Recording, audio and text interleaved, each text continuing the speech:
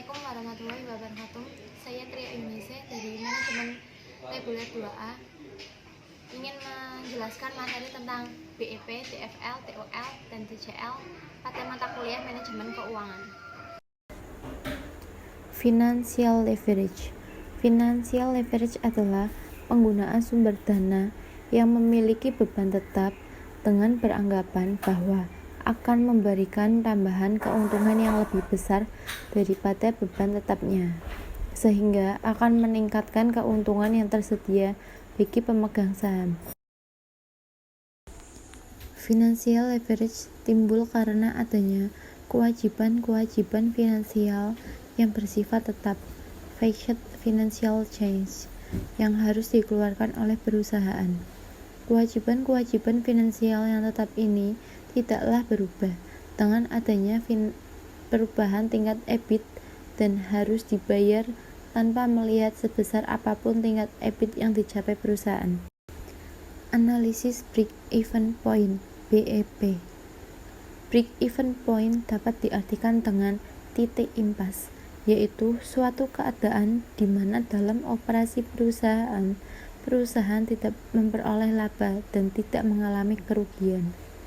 Oleh karena itu, salah satu kegunaan BEP adalah untuk menentukan biaya-biaya yang dikeluarkan dan jumlah produksi. Dengan demikian, akan mengetahui berapa jumlah yang layak untuk dijalankan. Manfaat analisis BEP. Yang pertama, menentukan jumlah produksi atau penjualan yang dapat menutupi seluruh biayanya atau total cost. Yang kedua, menghitung target penjualan yang dapat mencapai tingkat EBIT tertentu. Yang ketiga, manfaat lain analisis BEP adalah untuk membantu manajer dalam mengambil keputusan dalam hal aliran kas, jumlah permintaan produksi, dan penentuan harga suatu produk tertentu. Rumus menghitung BEP. Dalam menghitung BEP, ada dua macam hal yang harus diperhatikan, yakni BEP unit dan BEP penjualan. Pengertian BEP unit adalah berapa banyak jumlah barang yang akan diproduksi agar mendapatkan BEP. Perhitungan ini diperoleh dari total biaya tetap dibagi harga jual yang dikurangi harga variabel. BEP dalam unit sama dengan biaya tetap dibagi harga dikurangi biaya variabel.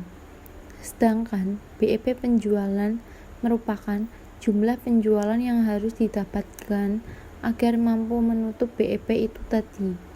Cara menghitungnya sebagai berikut. BEP dalam rupiah sama dengan biaya tetap dibagi 1 dikurangi VC dibagi S. Degree of operating leverage (DOL) merupakan suatu fungsi struktur biaya perusahaan dan pada umumnya ditentukan oleh hubungan antara biaya tetap dan biaya total. DOL adalah rasio untuk mengukur tingkat kepekaan perubahan EBIT terhadap perubahan penjualan. DOL sama dengan persentase perubahan dalam EBIT dibagi persentase perubahan dalam penjualan. Degree of Financial Leverage atau TFL. TFL menunjukkan seberapa jauh perubahan EPS karena perubahan tertentu dari EBIT. Makin besar TFL-nya, makin besar risiko finansial perusahaan tersebut. Dan perusahaan yang mempunyai TFL yang tinggi adalah perusahaan yang mempunyai utang dalam proporsi yang lebih besar. TFL, Degree of Financial Leverage, dirumuskan sebagai berikut. TFL sama dengan persentase perubahan EPS dibagi perubahan persentase EBIT.